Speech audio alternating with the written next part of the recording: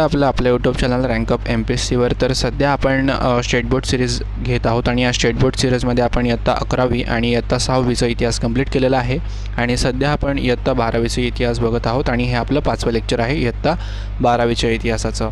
तर व्हिडिओला सुरुवात करण्याआधी आपल्या चॅनलला सबस्क्राईब करा, व्हिडिओला लाईक करा आणि तुमच्या मित्रांपर्यंत शेअर करा जेणेकरून जास्तीत जास्त लोकांना याचा फायदा होईल।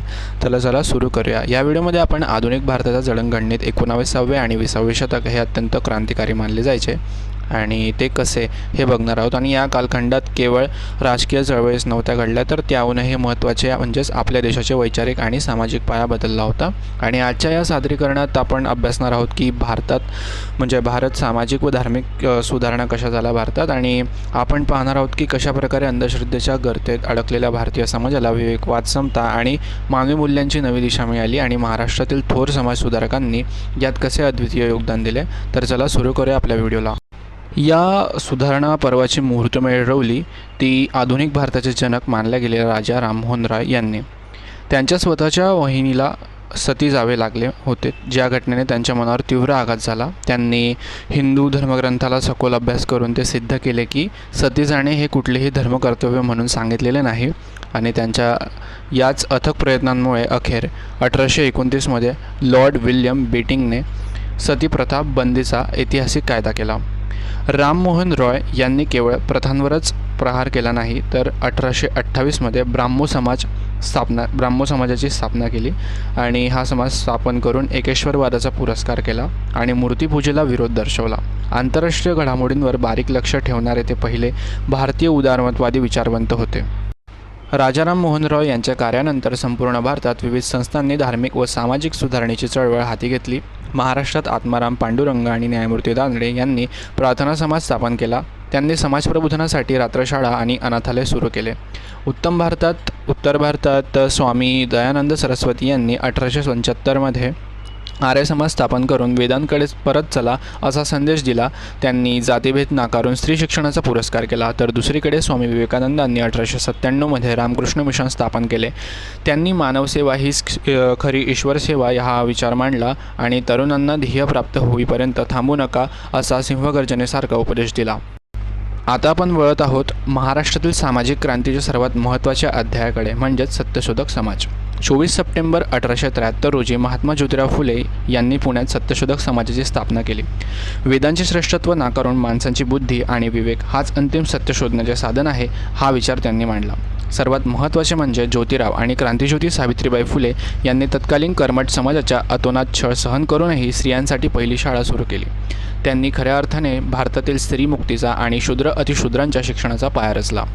19व्या शतकाच्या उत्तरार्धात आणि 20व्या शतकाच्या सुरुवातीला या सुधारणा चळवळीने अधिक आक्रमक रूप धारण केले। केवळ धार्मिक बदल पुरेसा नव्हे तर आता थेट जातीअंताचा लढा, स्त्री पुरुषांची संपूर्ण समानता आणि वंचित शोषितांच्या मानवी अधिकाराची मागणी करणारी नवी क्रांती सुरू झाली होती।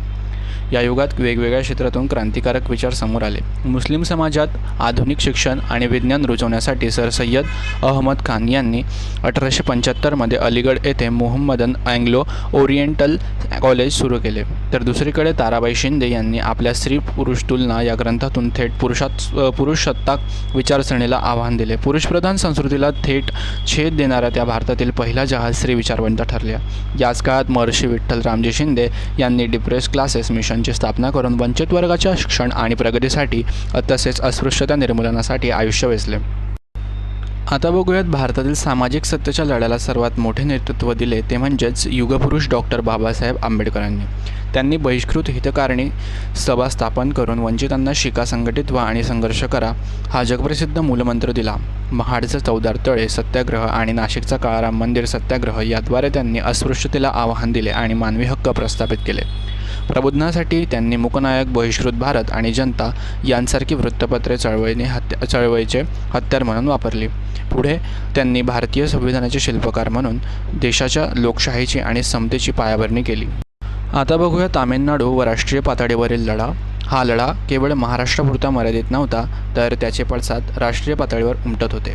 तामिळनाडूमध्ये पेरियार, तामिळनाडूमध्ये पेरियार रामस्वामी यांनी वर्णव्यवस्था आणि बाल विवाहाविरुद्ध प्रचंड मोठा स्वाभिमान चळवळ उभी केली. त्यांनी वायकोम सत्याग्रहाचे नेतृत्व करून मंदिर प्रवेशाचा लढा तीव्र केला आणि राष्ट्रीय पातळीवर कमलादेवी चट्टोपाध्याय यांनी महिलांच्या राजकीय हक्कासाठी लढा दिला. त्यांनी मिठाच्या सत्याग्रहात महिलांना सहभागी करून घेण्यासाठी गांधीजींचे मन वळवले आणि कामगार महिलांना बाळंतपणाची पगारी रजा मिळावी आणि म्हणून ऐतिहासिक संघर्ष केला. आता बघूया प्रगतशील संस्थानांचे मोठे कार्य. तर या सामाजिक क्रांतीमध्ये महाराष्ट्रातील 2 अत्यंत पुरोगामी राजांचे योगदान हे महत्त्वाचे आहे. बडोद्याचे श्रीमंत सयाजीराव गायकवाड महाराज यांनी आपल्या संस्थानात प्राथमिक शिक्षण मोफत व सक्तीचे केले. बालविवाहावर बंदी घातली आणि दलितांसाठी वसतिगृहे सुरू केली. कोल्हापूरचे छत्रपती राजर्षी शाहू महाराज यांनी बहुजन समाज आणि वंचितांसाठी ऐतिहासिक अशा 50% आरक्षणाचा जाहीरनामा प्रसिद्ध केला. त्यांनी आंतरजातीय विवाहाला कायदेशीर मान्यता देऊन सामाजिक समतेचा क्रांतिकारी निर्णय घेतला. आता बघूया महाराष्ट्रातील इतर समाजसेवक. तर या प्रमुख नेत्यांव्यतिरिक्त इतर अनेक समाजसेवकांनी हा वारसा पुढे नेला. शिक्षण क्षेत्रात कर्मवीर भाऊराव पाटील, पंजाबराव देशमुख आणि महर्षी धोंडो केशव कर्वे यांचे मोलाचे योगदान आहे. ग्रामीण महाराष्ट्रात स्वच्छता आणि अंधश्रद्धा निर्मूलनाचे काम राष्ट्रसंत तुकडोजी महाराज आणि गाडगेबाबांच्या कीर्तनातून झाले. तर बुद्धिप्रामाण्यवादाचा पुरस्कार धोंडो केशव कर्वेंनी केला. पुढे डॉक्टर नरेंद्र दाभोळकरांच्या प्रयत्नांमुळे अंधश्रद्धा निर्मूलन चळवळीला मोठी वैज्ञानिक दिशा मिळाली. तर मित्रांनो, हे होतं आपलं आजचं लेक्चर. जर तुम्हाला लेक्चर आवडलं असेल तर लेक्चरला नक्की लाईक करा, आपल्या चॅनलला सबस्क्राईब करा, तुमच्या मित्रापर्यंत नक्की शेअर करा, जेणेकरून हा व्हिडिओ जास्तीत जास्त लोकांपर्यंत पोहोचेल आणि त्यांना देखील आपल्या लेक्चरचा फायदा होईल. तर भेटूया पुढच्या लेक्चरमध्ये. जय हिंद, जय महाराष्ट्र.